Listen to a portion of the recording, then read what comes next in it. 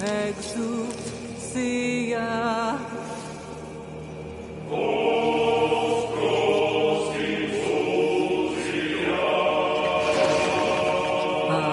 Ancora te exousia.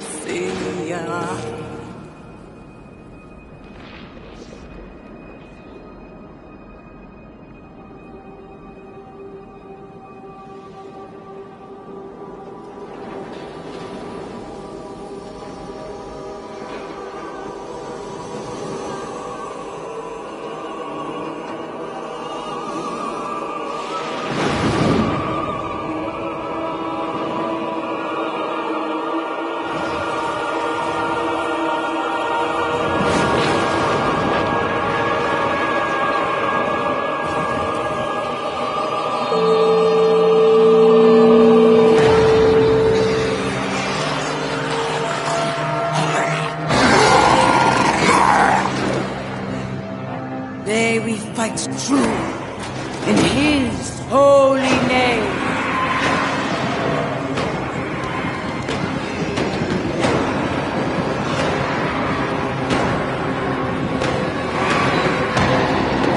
Blessed be the light.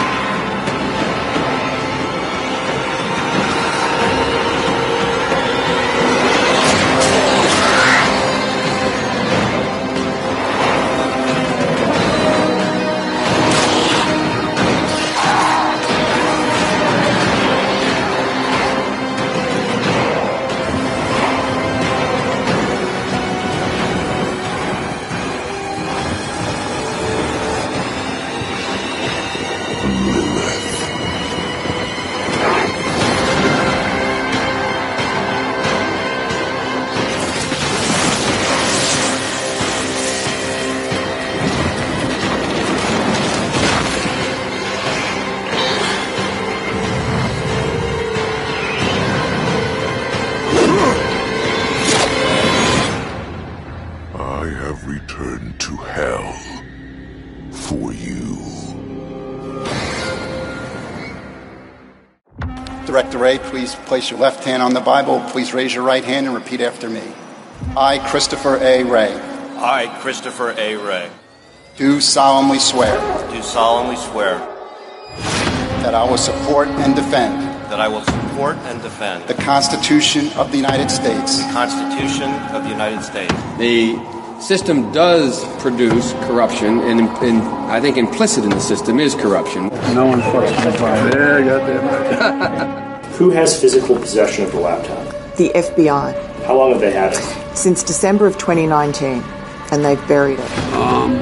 You have to fight the cancer of corruption. FBI agents deliberately obstructing any attempts by any other agents to try and investigate. I have not taken a penny from any foreign source ever in my life. The story itself was being suppressed by what I believed were bad actors. You know who I am. You know who he is. You know his character. You know my character. You know our reputations for honor and telling the truth.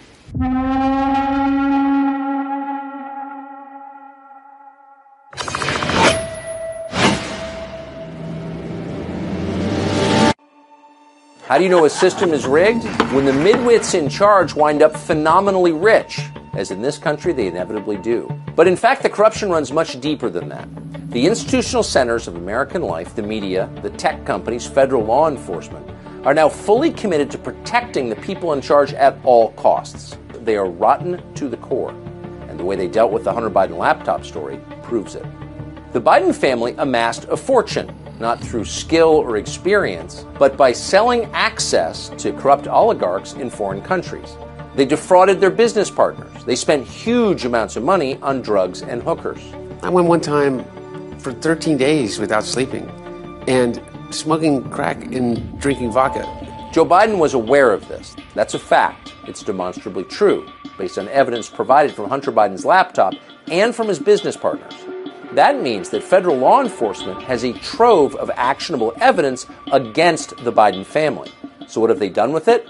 Nothing. They protected the Bidens. What you're about to see is the definitive account of how the FBI, the intelligence agencies, and the American news media coordinated to rig a presidential election and change the course of history.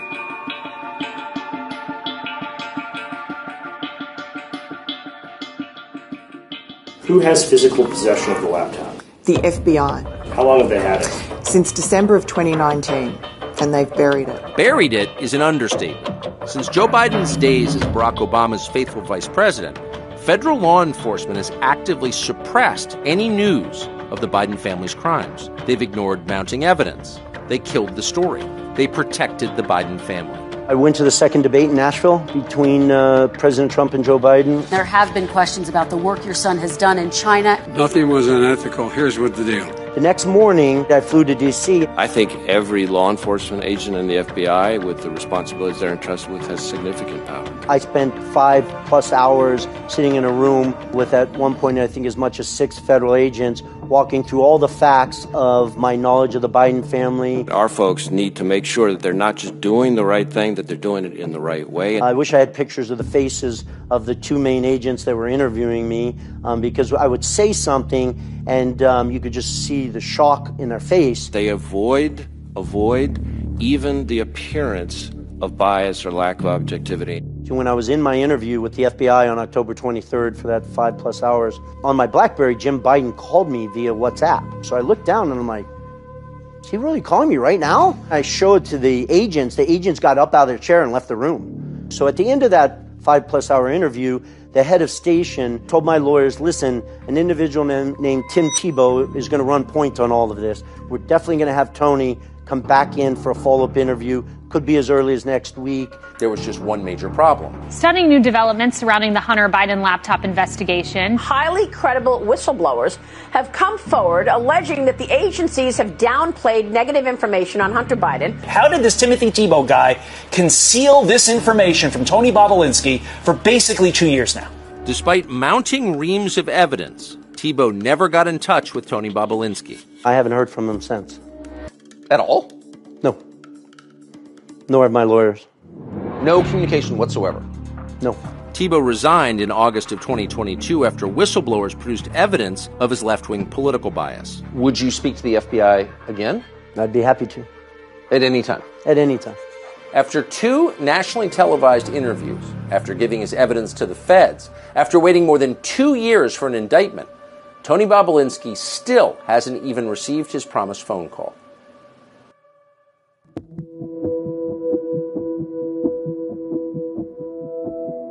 It's not that the FBI was inactive. They were doing something. They were actively suppressing the investigation and aggressively working to kill the story. In late August of 2020, Rudy Giuliani received an email from a whistleblower, the laptop repair shop owner, who had in his possession Hunter Biden's abandoned laptop. You have 2 smoking guns on set with you right now. We're going to get to that in a moment. Yep. Rudy and his lawyer started to go through the material and realized that this was bombshell, very damning about Joe Biden. The amount of crimes that Democrats committed in Ukraine are astounding. Unbeknownst to him, he was being spied on by the FBI through a covert surveillance warrant. At the very same moment the FBI was actively protecting Hunter Biden, the FBI was spying on the Trump campaign. I got a call late at night or a text message late at night with some photographs from the laptop. The New York Post has published damning emails found on an old computer once owned by Biden's troubled son, Hunter. I knew Rudy Giuliani. They had tried a lot of ways to get the story out there. I was really the last port of call. I liked what I saw. I realised that it was a good story, and my editors, to their very great credit, decided to go ahead with it. A major American newspaper. A tabloid newspaper. A tabloid newspaper story with emails purportedly swiped from the vice president's son, Hunter. We did all the due diligence and put the story out. But my text messages with Rudy Giuliani also were accessible by the FBI. The text messages the FBI intercepted on Rudy Giuliani's phone tipped them off that he was communicating with a New York Post reporter. What happened next is stunning. The Hunter Biden laptop story, the New York Post. Yeah, we have that too. Yeah, so you guys censored that as well? So we took a different path than Twitter. Basically the background here is the FBI, I think, basically came to us, some folks on our team, and was like, hey, just so you know, like, you should be on high alert. There was we thought that there was a lot of Russian propaganda in the 2016 election. We have it on notice that basically there's about to be some kind of dump. And so within hours of our story going live on October 17, 2020, Facebook and Twitter shut us down.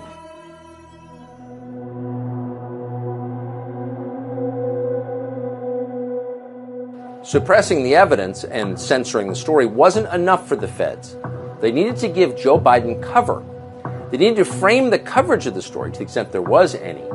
They needed to create a narrative, and with help from the throne sniffers in the American media, that's exactly what they did. Serious questions tonight. There are growing questions about whether the Russians are using Rudy Giuliani, the man once known as America's mayor, Rudy Giuliani, and if he is being used by Russia to interfere in the U.S. presidential election, to influence the 2020 presidential campaign.